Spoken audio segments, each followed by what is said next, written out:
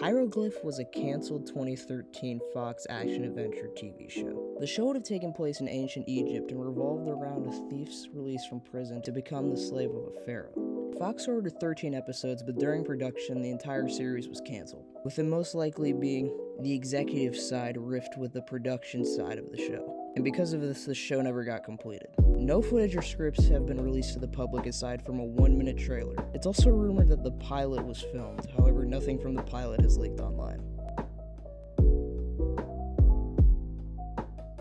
Mario Goes to the Hospital was a Mario plush video that was uploaded back in 2012. The video revolved around Mario's head falling off and needing to go to the doctor to get it patched up. In Pig Gamer's video about YouTube lost media, he actually mentions a few things that he remembers about this video. Some of these things include Star Wars text appearing at the beginning of the video, and the doctor possibly being a cube that had a sad and happy face on it. As well as this, the video got over 2 million views at its peak before it was privated sometime in 2017. In October of 2025, the first few seconds of the video were found, but since then nothing else has resurfaced. Pingu in the City was a 2017 anime that was a reboot of the original Pingu series. In 2016, a 90-second pilot was made as a proof of concept for the new series. The pilot was only ever screened privately, and nothing from it has leaked. From 2018 to 2019, famous rapper Kendrick Lamar was working on an album by the name of Look Woman. Not a lot is known about the album aside from Kendrick saying that it was a horror album about women before later stating that it was the opposite. Only one full song has leaked by the name of Style, with some others being partially found. The album was later scrapped in early 2019. Brad and Gary is a short film that was made by Illumination back in 2012 and was released for the Reels Short Film Festival.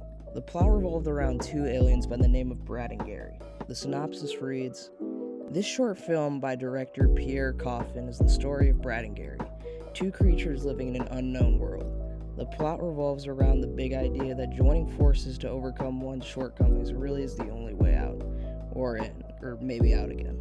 It's also a tale about friendship, its ups and downs, ins and outs.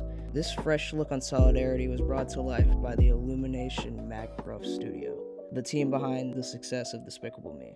The film was only shown at the Reels Short Festival and hasn't been seen since. A few images and some test footage have been shown online, but the entire film still remains lost."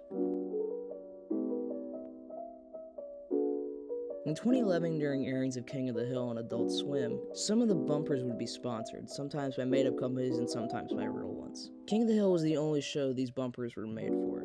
Tons of these bumpers were made between 2011 and 2014, and after 2014, they were never shown again. While a lot of them can be found and viewed online, it's unknown how many of them are lost.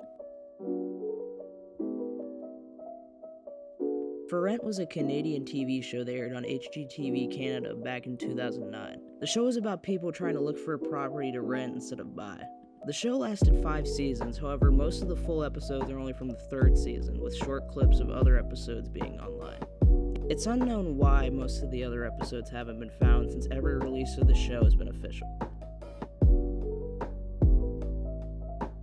Living Objects was an object show that was created by Samuel Thornberry, who is most known for being the actor of Suitcase on the Floor and A Man of Insanity. The only info about the show online comes from Yellow Aguirre, who was the creator of Paper Puppets. The show's host was apparently a pizza slice, with some of the contestants possibly being a computer and a car, and it also most likely only had 1 episode.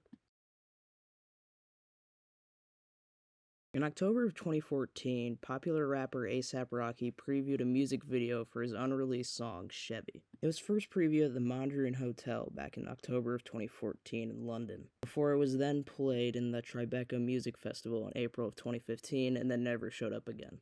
As of right now, only camera recordings of short snippets of the video have been found.